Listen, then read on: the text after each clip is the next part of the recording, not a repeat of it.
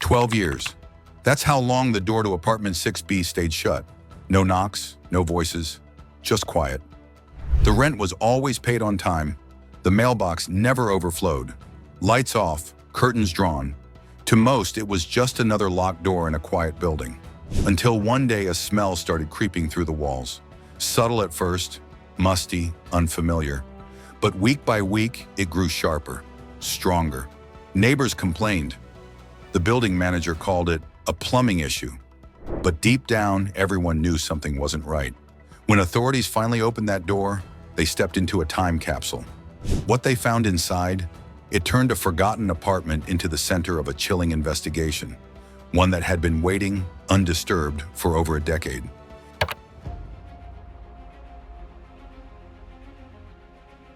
Back in 2009, the Green Hill Apartments stood quietly on the outskirts of Detroit. It was the kind of place where neighbors exchanged nods in the hallway, where kids rode scooters on the sidewalk, and where everyone more or less knew each other. If not by name, then at least by routine. Each morning, Mr. Penner from 3A walked his dog at 6:30 sharp. Mrs. Lou from 5C brought groceries home every Thursday evening. There was a rhythm to the building, small-town predictability tucked inside a city block. Except for one unit, apartment 6B, the door never opened. Not once. No deliveries or any trash left outside. No music through the walls. Curtains always drawn. Mail never piled up. The lights always off. And yet somehow the rent was always paid, on time, every month. Some tenants swore they saw a woman move in all those years ago, quiet, with short dark hair and a cat crate. Others were convinced it was a man, tall and thin, always wearing a hoodie. But the truth is, no one could say for sure. No packages ever arrived. No guests ever visited. No one knocked. The building grew used to the silence. It was just easier that way. After all, in places like this, people mind their own business until they can't.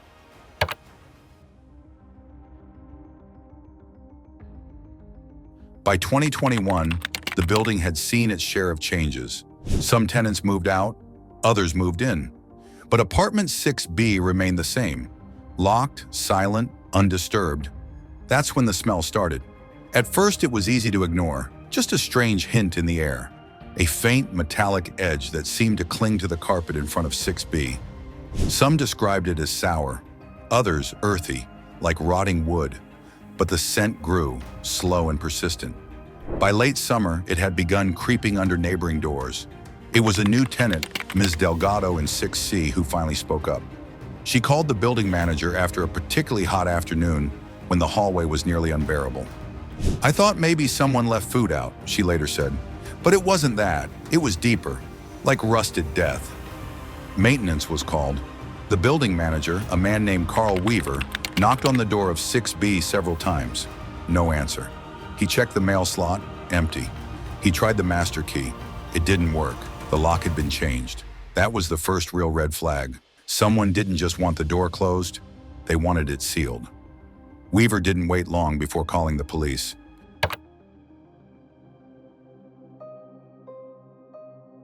The officers arrived by early evening. By then, several tenants had already gathered in the hallway, covering their noses, exchanging guesses. A few phones were out, recording quietly. No one really expected what came next. The door to 6B was forced open with a crowbar. It groaned, then gave in with a dull crack.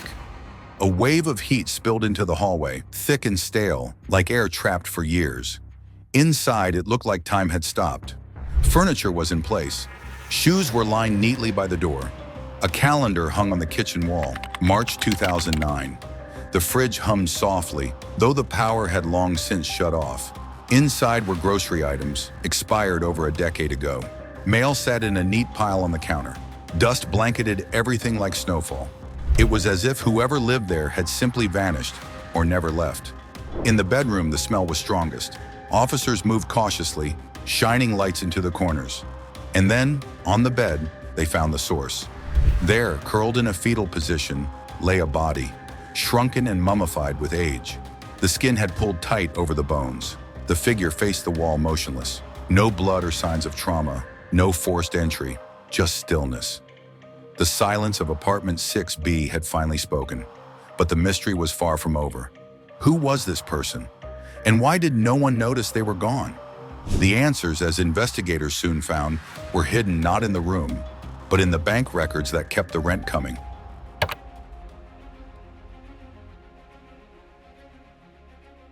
At first glance, there were no obvious signs of violence. The autopsy revealed no trauma, no poisoning. The body, now more than a decade old, was astonishingly well preserved. The skin had taken on a leathery texture, shrunken and dark, almost mummified. The deceased was identified through dental records. Carmen Yates, 38. She lived alone, worked remotely as a translator, and had no known medical issues. Her neighbors remembered her as quiet, reserved, polite, but distant. Police leaned toward natural causes, a stroke perhaps, or an undetected heart condition. She may have passed in her sleep. But the condition of her body and the locked, sealed bedroom raised more questions than answers. For years, neighbors occasionally reported a strange odor, especially in the warmer months. But it always passed. Maintenance chalked it up to plumbing or old drywall. No one connected it to apartment 6B, and then investigators asked the question that changed everything. Who was paying her rent for 12 years?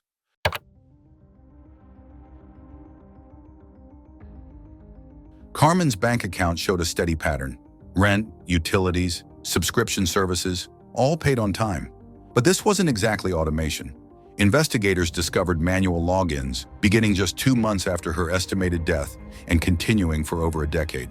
Dozens of logins, password resets, transfers between accounts. Someone was managing her life online, long after her life had ended. The digital trail led to a public library in a nearby suburb, about 30 miles away. Same computer cluster, same time window. And eventually a familiar face appeared on the library's security footage. Marcus Yates, Carmen's estranged brother. They hadn't spoken in years. Friends said Carmen had cut him off after a financial dispute. But long before that, he had helped her with taxes and had access to her old passwords. When confronted, Marcus didn't deny entering 6B. Police believe Marcus found her body in 2009, maybe days or weeks after her death. What he did next, though, shocked even seasoned detectives.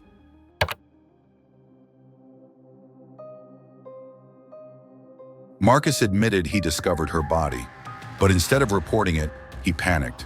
And then he plotted. He sealed the apartment, blocked vents, installed weatherproofing around windows and door frames. He even purchased industrial-grade desiccants, drying agents, and placed them strategically around the bedroom. He tried to preserve her, not out of love, but to keep the lie going. By slowing the decay, he bought himself time, enough to quietly siphon over $160,000 in disability payments, pension checks, and refunds, all in her name. The apartment became a mausoleum, a secret tomb held together by greed, guilt, and silence. But one final discovery would unravel Marcus's carefully constructed lie.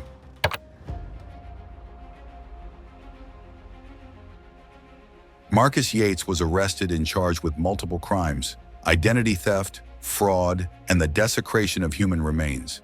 In court, he didn't deny his actions. "I didn't kill her," he said quietly. "I just didn't stop her from disappearing." Investigators confirmed that Carmen Yates died of natural causes. But Marcus's deception, his deliberate attempt to preserve her body and assume control of her life, painted a disturbing portrait of neglect, desperation, and quiet cruelty.